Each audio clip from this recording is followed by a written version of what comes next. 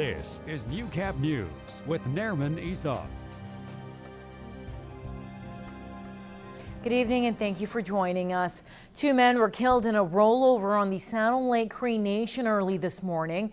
RCMP said it happened around 12:45 in the morning near the intersection of Highway 625 and the North-South Road. Now, a third man was airlifted to Edmonton with serious injuries. All 3 were thrown from the vehicle. Now, the investigation is ongoing. The Lloydminster Region Health Foundation received a significant gift from the Kinsmen Foundation last night.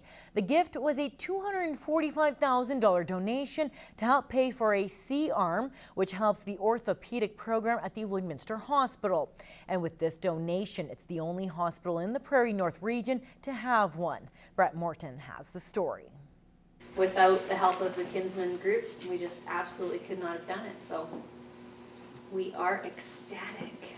The C-arm allows a physician to perform surgeries in the region, and patients are able to stay at home instead of traveling to Edmonton or Saskatoon.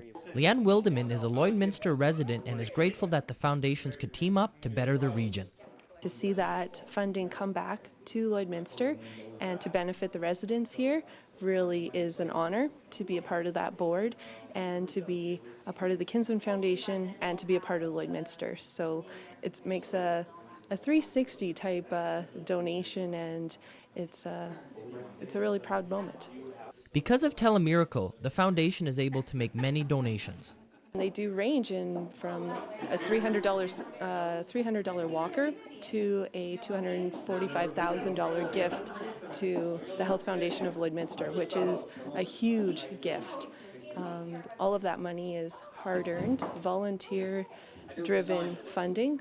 Without the C-arm, Lloydminster Region Health Foundation would not be able to have an orthopedic program.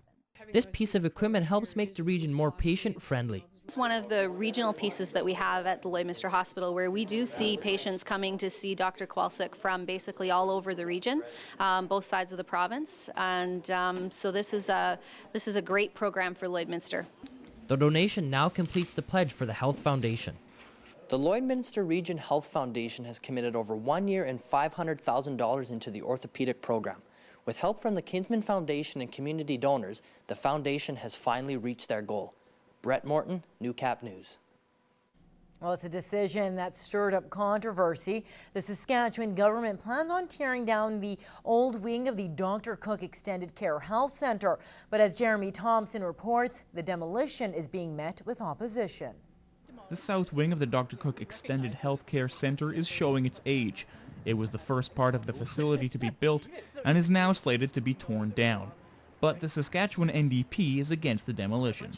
There is a proposal before the government to refurbish this wing to ensure that there are enough long-term care beds and senior services to provide dignity to those in your community.